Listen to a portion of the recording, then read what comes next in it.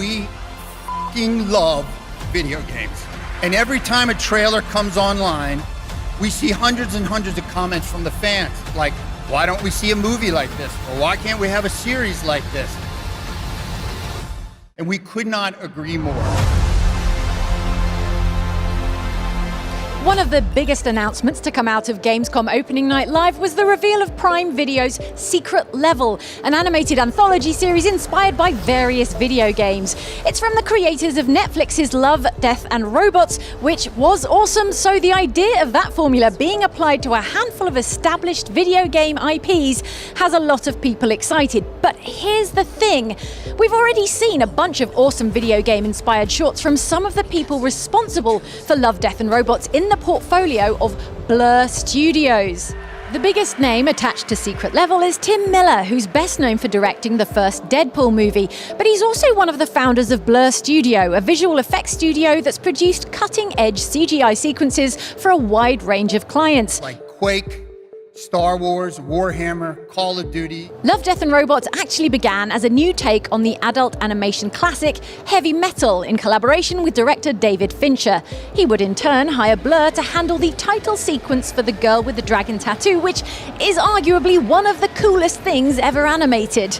Most of Blur's portfolio, however, is dedicated to game trailers. Cinematic game trailers have always been divisive among gamers as a form of marketing, since they always have more polished graphics than the product they're promoting and usually oversell how exciting the actual gameplay will be. After all, they're advertisements. That said, when viewed outside of the context of a marketing campaign or an E3 presentation, they're essentially just short films, and Blur has made some of the best ones ever. Rocksteady's Batman games are no slouch in the visuals department, but they look like the Adam West show when compared to Blur's cinematic trailers for Arkham City, Arkham Origins, and Arkham Knight.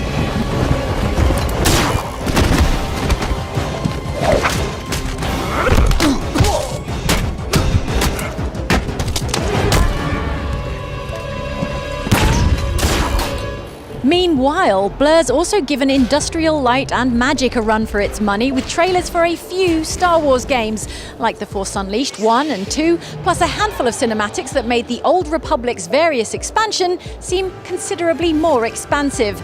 These were released during a relative lull for Star Wars media, after the prequels but before the Disney buyout. So, seeing that galaxy far, far away presented so cinematically was extremely welcome.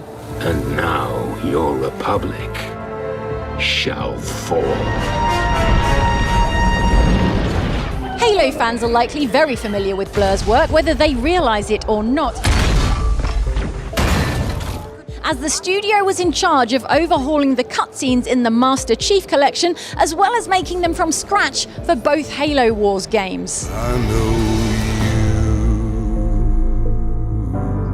you. Yeah, I know you.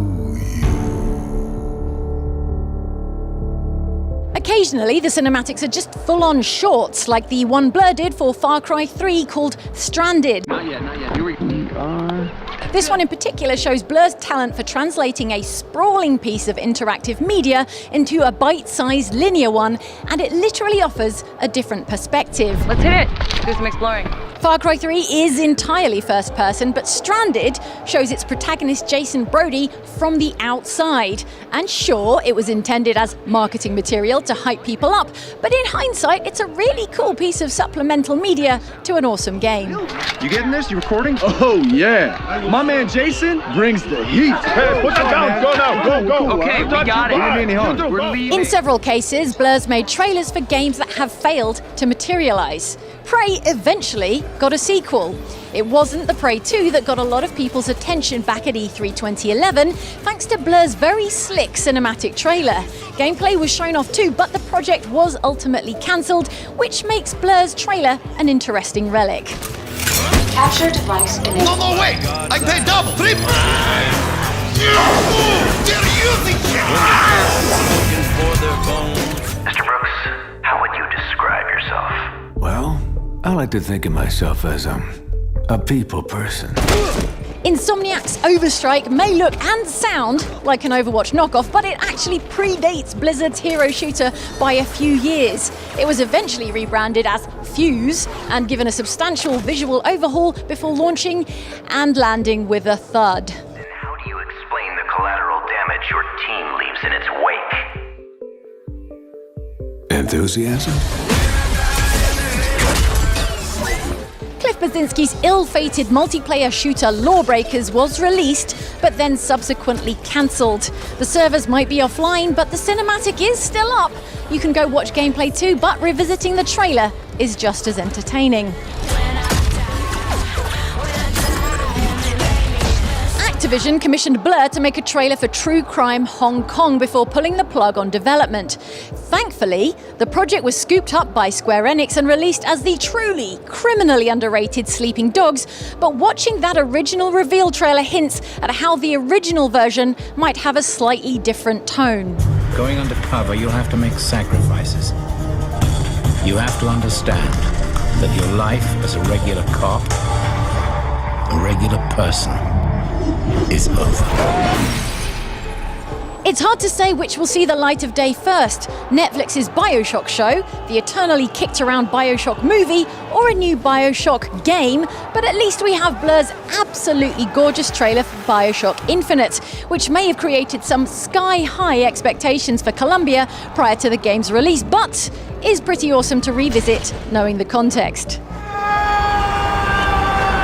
Video game adaptations are better than they've ever been, but they're still easy to screw up. A big budget feature film or streaming series based on Pac-Man, Mega Man, or Spelunky sounds iffy to say the least, but a big budget, tightly scripted, animated short, that's another story. So maybe that's the secret that Secret Level has figured out. We don't have to wait long to see for ourselves. Prime Video's series premieres December the 10th. In the meantime, go rewatch some cinematic trailers. It is our love letter to games. And you can watch the series on Amazon Prime Video on December 10th. Not too far now. So enjoy. Thank you.